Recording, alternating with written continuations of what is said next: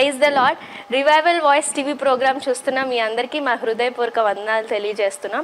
ఇప్పుడు మా నాన్నగారు బిషప్ కొత్తపల్లి సుధాకర్ పాల్ గారు వాక్యాన్ని అందిస్తుండగా మీరందరూ శ్రద్ధగా విని దైవ దీవెనలు పొందండి. మత్తయి రాసిన సువార్త 14వ అధ్యాయం 22 నుంచి కొన్ని మాటలు మనం చదువుదాం. వెంటనే ఆ జన సమూహములను తాను పంపివేయనంతలో తన శిష్యులు దోణి ఎక్కి తనకంటే ముందుగా అద్దరికి వెళ్ళవలెనని ఆయన వారిని బలవంతము చేశాను. తర్వాత ఆయన ఆ జన సమూహములను పంపివేసి ప్రార్థన చేయుటకు ఏకాంతముగా కొండ ఎక్కిపోయి సాయంకాలమైనప్పుడు ఒంటరిగా ఉండారు. దేవునికి స్తోత్రాలు చెల్లిద్దాం. హల్లెలూయా.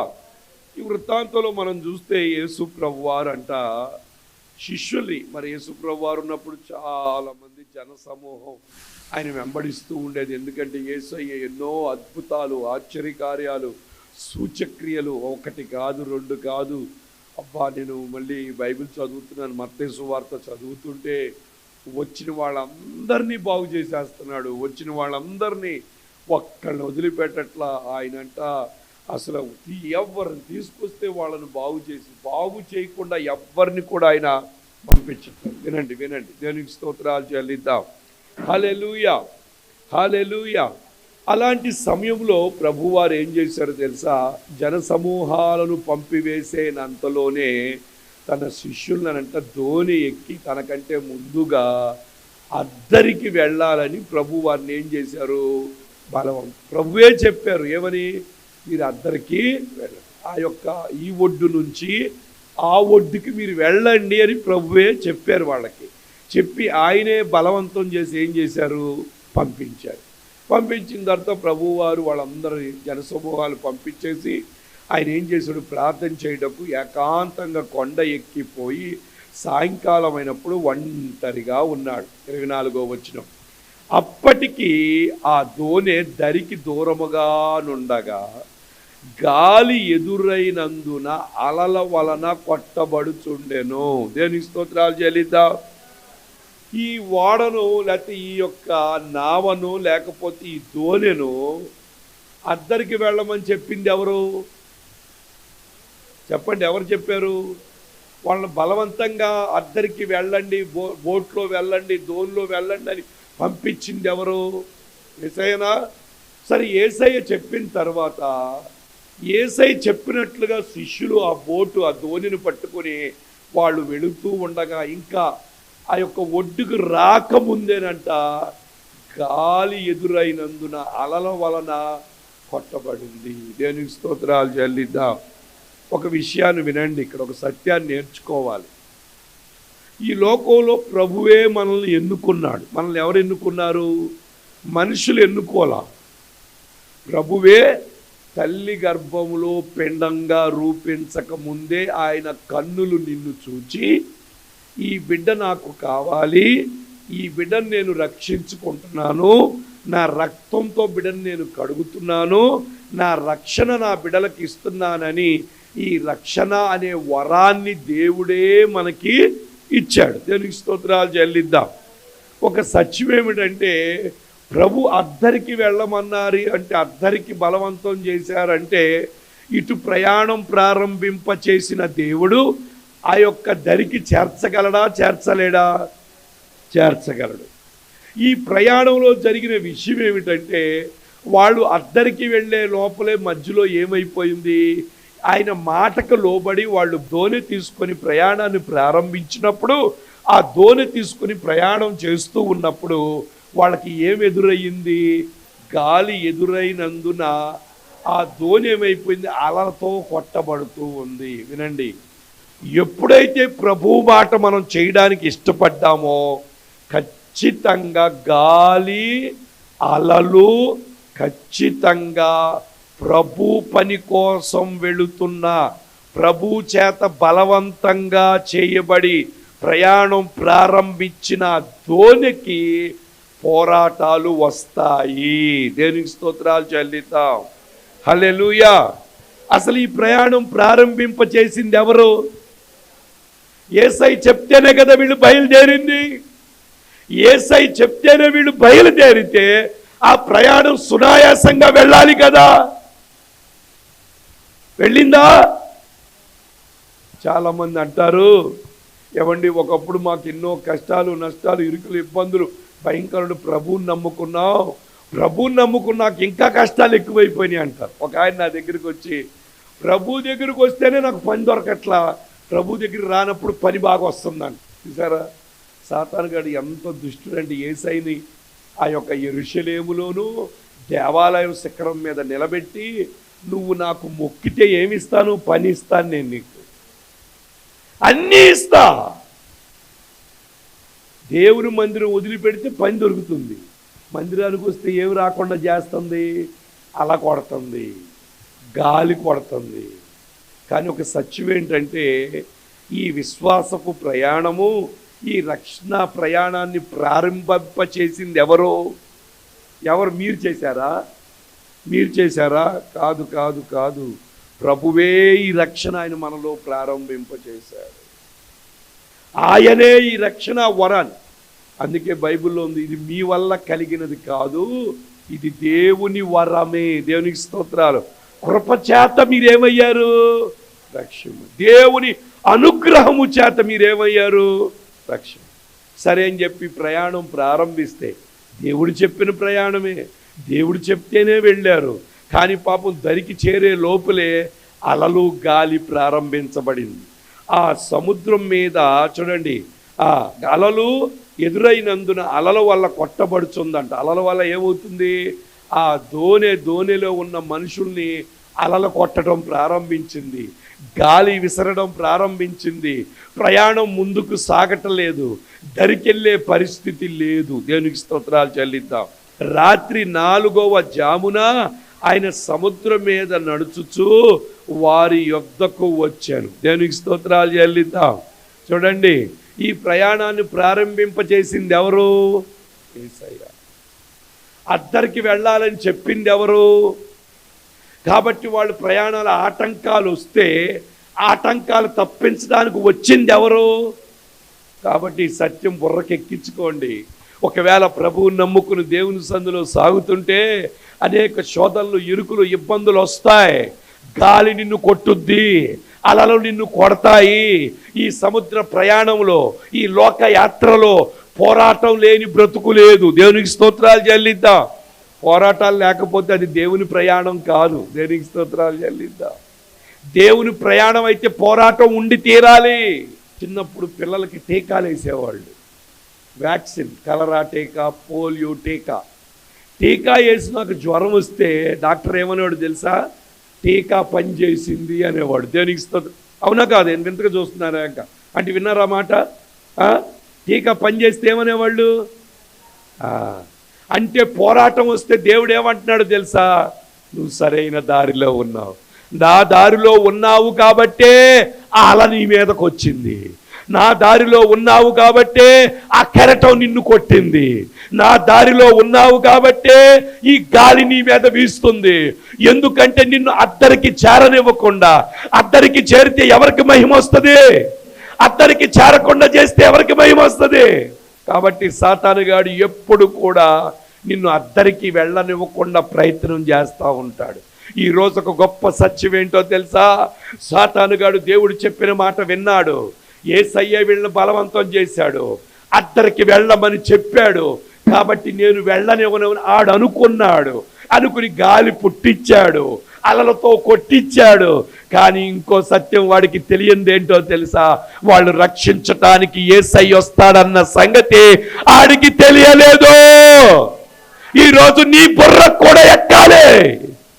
ఆ రోగం వచ్చిందా, శాపం వచ్చిందా, అపవాది అలతో నిన్ను కొట్టాడు, బాగానే ఉన్నావు, ఆరోగ్యంగానే ఉన్నావు, ఎంతో హ్యాపీగా ఉన్నావు. అద్దరికి వెళదాం అనుకున్నావు, దేవుని కొరకు ఇంకా సాగిపోవాలనుకుంటున్నావు, దేవుని కొరకు బలంగా నిలబడాలనుకుంటున్నావు. కానీ జరిగిందేంటో తెలుసా?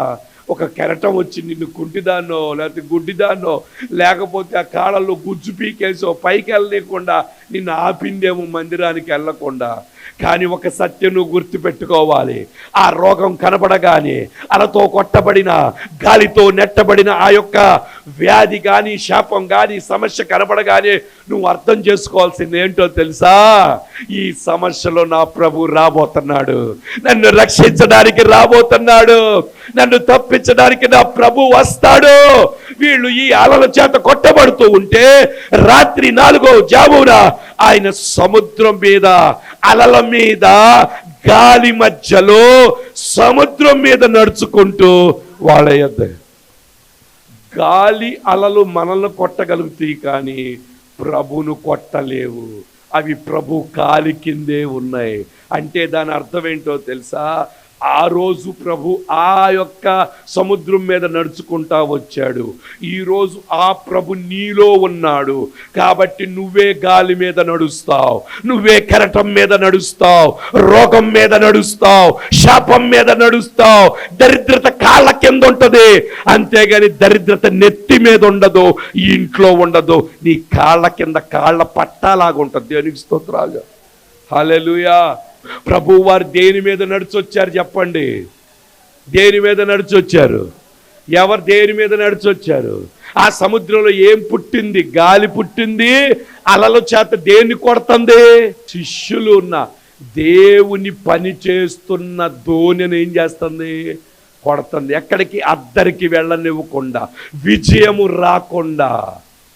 అందుకే దేవుని మూలంగా పుట్టినవాడు లోకాన్ని జయించిన విజయం ఏంటో తెలుసా? దేవుడు అద్వితీయ కుమారుడని నమ్మువాడు తప్ప ఈ లోకాన్ని ఎవ్వడు కూడా. యేసు ప్రభువు వారు సముద్రం మీద నడుచుకుంటూ వచ్చారంట. ఆయన సముద్రం మీద నడుచుతూ శిష్యులు చూచి తొందరపడి, శిష్యులు అంటే నడుచుట చూచి శిష్యులు తొందరపడి పోతామని చెప్పుచు భయంతో కేకలు వేశారు. దేవునికి స్తోత్రాలు చెల్లిద్దాం. మధ్యరాత్రి సముద్రం ఎలా ఉంటుంది? నేను క్రూజ్లో వెళ్ళాను, నాకు తెలుసు ఎలా ఉంటుంది తెలుసు. ఏమీ కనపడదు. ఆ క్రూజ్ లైట్లకి అలలు ఇట్లా వెళ్ళిపోతుంది.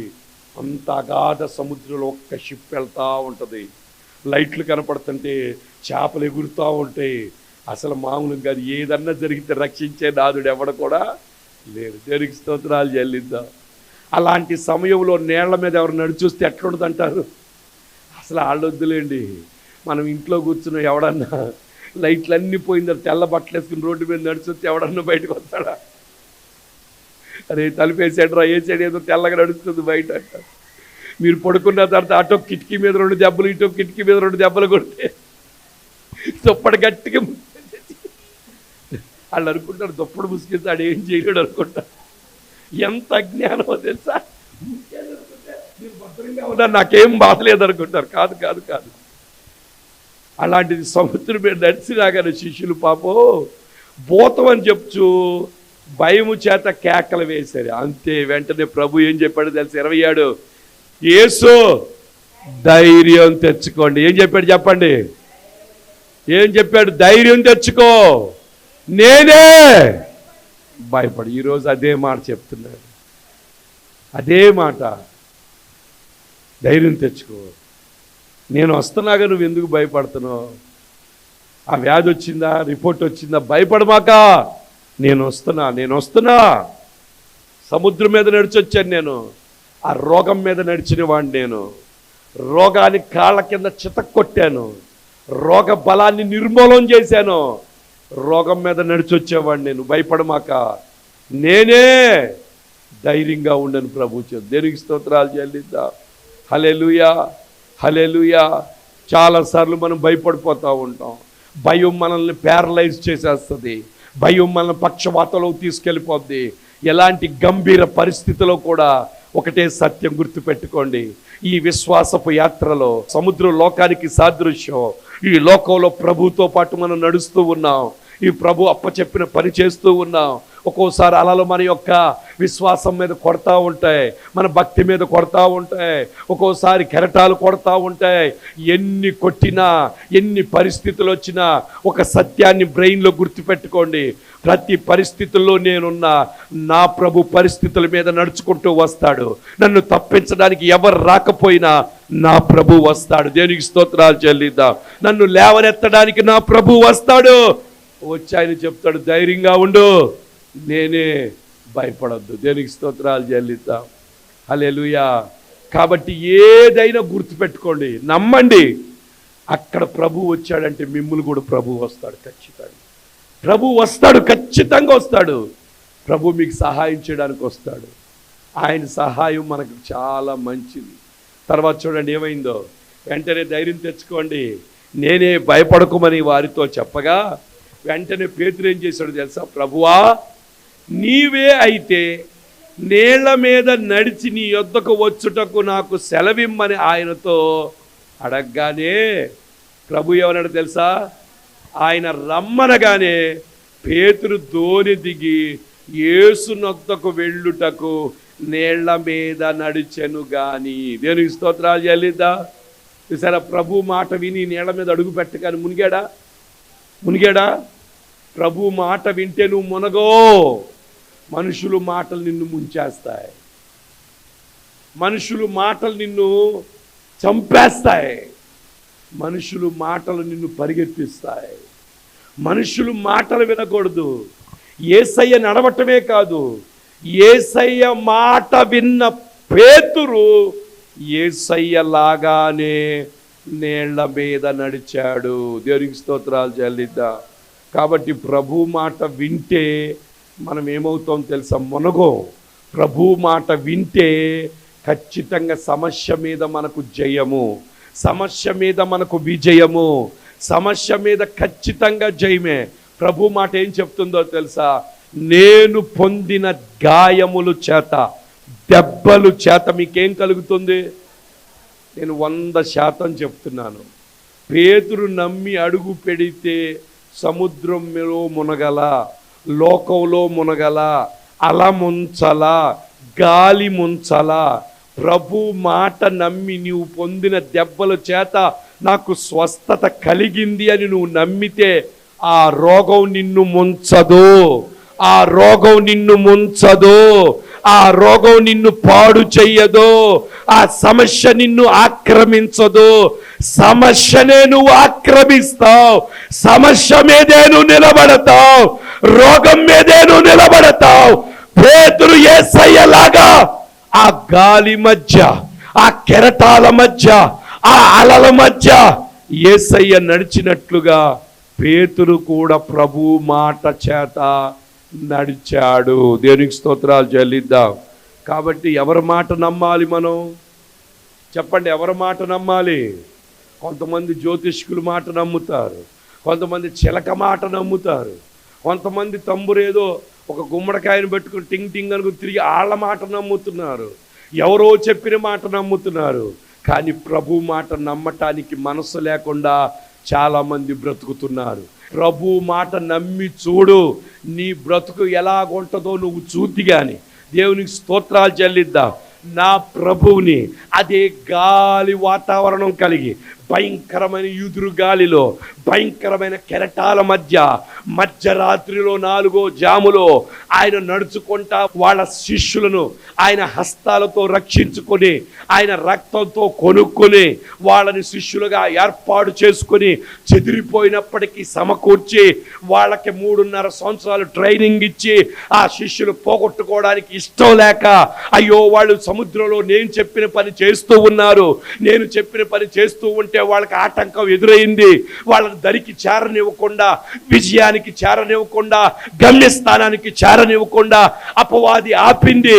కాబట్టి వాళ్ళకి నేను సహాయం చెయ్యాలని ఆ మధ్యరాత్రి సమయంలో ఆ నీళ్ల మీద నడిచొచ్చినప్పుడు పేతురు అన్నాడు, అయ్యా నువ్వు నిజమే, నువ్వు నడిచొచ్చావు, నువ్వు నడవటమే కాదు నన్ను కూడా నువ్వు నడిపించనగానే ప్రభు అన్నాడు, no no no no no no, నువ్వు నడిచే దమ్ము నీకు లేదు, ఇంకా నీకు అంత విశ్వాసం లేదు అనలేదు. కానీ రా అని చెప్పగానే పేతురు వెంటనే యేసయ్య మాట నమ్మి ఎటు చూడకుండా, గాలిని చూడకుండా, అలలు చూడకుండా, ఆ సముద్రం అల్లకల్లాను చూడకుండా ప్రభువు మాట నిలబడి వాటి మీద అడుగు పెట్టగానే ఆ అలలు గాలి మొత్తం చేత కొట్టబడిన వారు ఇప్పుడు ఆ పేతురు ఏమైపోయాడో తెలుసా?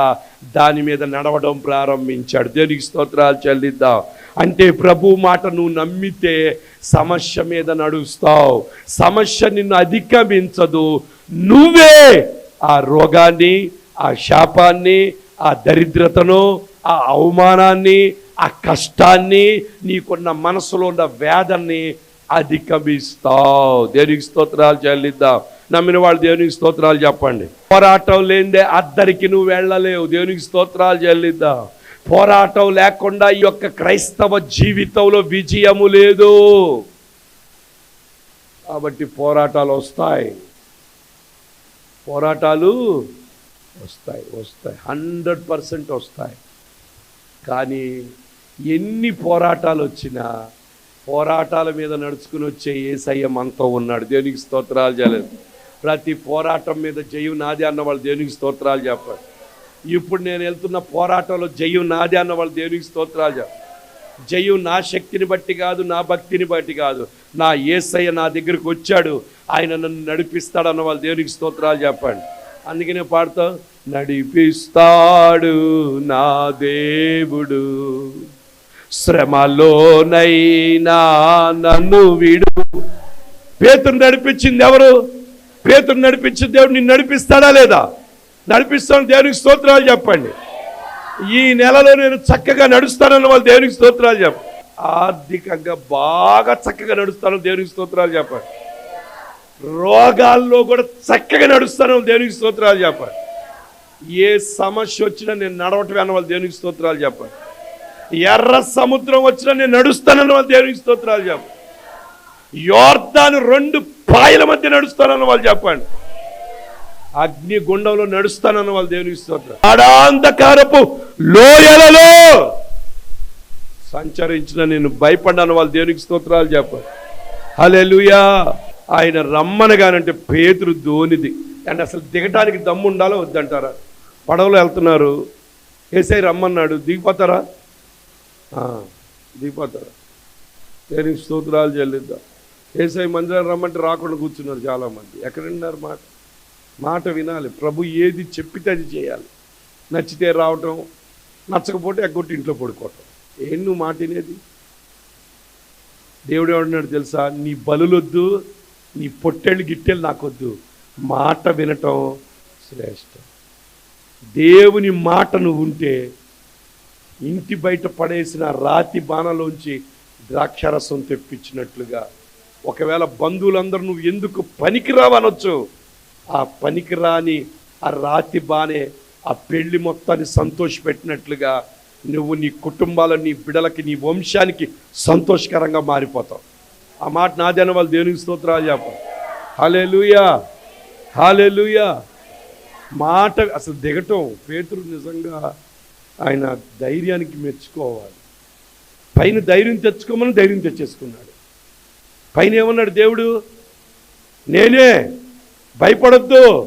వెంటనే చూపించేశాడు. వెంటనే వెంటనే వెంటనే భయపడలేదు. విన్నప్పుడు నీళ్ల మీద నడిచాడు, విన్నప్పుడు మునిగిపోలేదు, విన్నప్పుడు యేసయ్యతో పాటు సరి సమానంగా ఉన్నాడు. యేసయ్యలాగానే నీళ్ల మీద నడిచాడు. యేసయ్యలాగానే అందరూ వెనక పడవలో వాళ్ళు, అరే పేతురు దిగిపోయి నడుస్తున్నాడని అందరూ ఆశ్చర్యపోయారు. అమ్మో ఏంట్రా పేతురు అని. కొంతమంది అయితే అబ్బో నడుస్తున్నాడు మునిగిపోతాడేమో అని కొంతమంది భయంతో చూస్తున్నారు. అసలు ఏం జరుగుద్దని వింతగా చూస్తూ ఉన్నారు. నిజంగానే ప్రభువుని చూసినంతసేపు బాగానే నడిచాడు.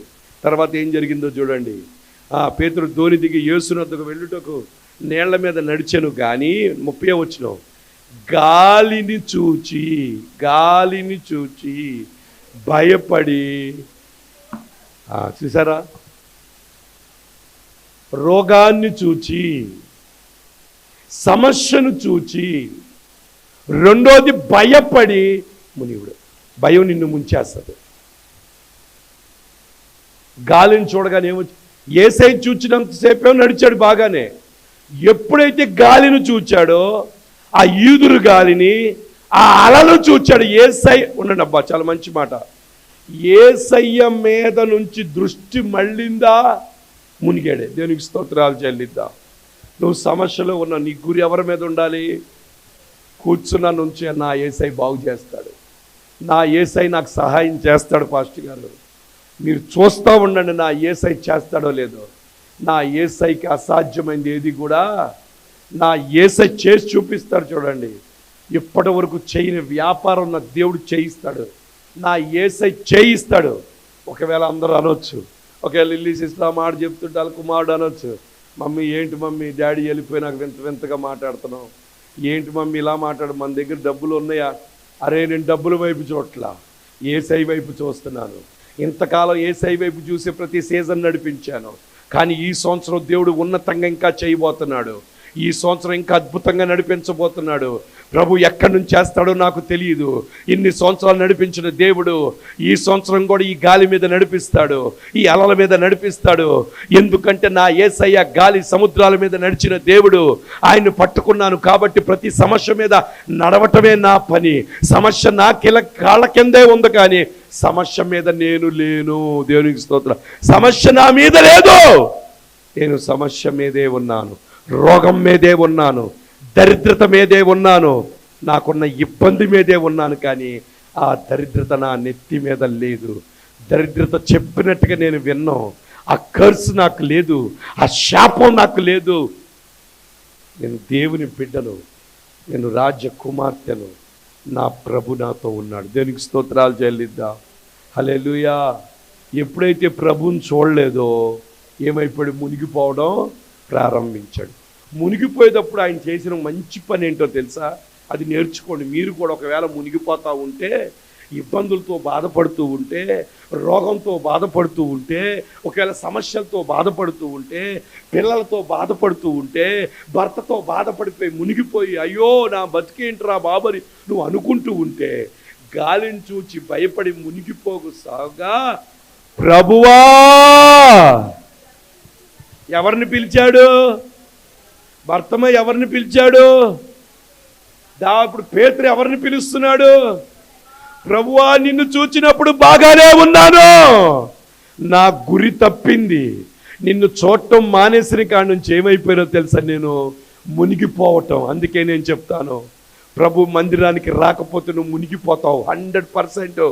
ఈ మాట నేను చెప్పిస్తున్నానని మీరు అనుకోవద్దు. నన్ను వేరుగా ఉండి నువ్వేమీ కూడా చేయలేవు. ప్రభువుని విడిచిపెట్టావా నువ్వు మునగటం గ్యారంటీ. ప్రభువుని విడిచిపెట్టకుండా ప్రభు వైపు దృష్టి ఉంచి ప్రభు ప్రభు ప్రభు అన్నప్పుడు ఆ అలల మీద నడిచాడు, ఆ కెరటాల మీద నడిచాడు, గాలి మధ్య నడిచాడు. ఎప్పుడైతే ప్రభు నుంచి దృష్టి మరలించి సమస్యల వైపు, పనుల వైపు, ధనం వైపు, లేకపోతే ఇంకేదో దాని వైపు చూడటం ప్రారంభించాడు, ఏమైపోయాడో తెలుసా? మునగటం ప్రారంభించాడు. కానీ ఏమైందో తెలుసుకున్నాడు. ఆ మునిగే సమయంలో అర్థమైంది. యోనాలాగా చేప కడుపులోకి వెళ్ళినాక అర్థమైంది. పశ్చాత్తాపడుతున్నట్లుగా పశ్చాత్తాపడి అయ్యా వెంటనే రీకలెక్ట్ అయ్యాడు. వెంటనే పశ్చాత్తాపం వచ్చింది, వెంటనే బుద్ధి వచ్చింది. తప్పిపోయిన కుమారులాగా బుద్ధి వచ్చినట్లు వెంటనే అరే రండిరా నన్ను రక్షించండి. పడవలో ఉన్న వాళ్ళు చూసి స్నేహితులారా నన్ను రక్షించండి అనలేదు. ఎవరి దగ్గరికి వెళ్ళాడో తెలుసా? ప్రభువా నన్ను రక్షించు. అందరు కూడా 2 చేతులు పైకెత్తి ప్రభువా నన్ను రక్షించండి అడగండి. ఏ సమస్యలో నువ్వు ఉన్నావో, ఏ రోగం మీద నిన్ను తాండవిస్తుందో, రోగం నిన్ను కంట్రోల్ చేస్తుందేమో, నువ్వు ప్రభుని అడుగు, ప్రభువా నన్ను రక్షించు. ఈ నెలను ప్రభుని ఆహ్వానించావు. నోరుతో లార్డ్ సేవ్ మీ అన్నావు. ఖచ్చితంగా ఈ నెల మొదలుకొని నీ జీవితంలో ప్రతిరోజు ప్రభు నిన్ను ఆశ్చర్యపరచబోతున్నాడు. ప్రతిరోజు నిన్ను అద్భుతం చేయబోతున్నాడు. ప్రభు నిన్ను దీవెనకరంగా ఉంచబోతున్నాడు. అనేకులకు ఆశీర్వాదకరంగా నిన్ను ఉంచబోతున్నాడు. అటువంటి కృప నీ మీదకు వచ్చును కాక. సంతోషంగా ఉండండి, సంతోషంగా ఉండండి. ఈ నెలంతా సంతోషంగా ఉండండి. ప్రభు అద్భుతం చేయబోతున్నాడు. ఒకటే మాట, Lord save me, Lord save me. ప్రభు చేయి పట్టుకొని నిన్ను నడిపిస్తాడు, తప్పిస్తాడు, విడిపిస్తాడు, నీ జీవితంలో అద్భుతం చేస్తాడు.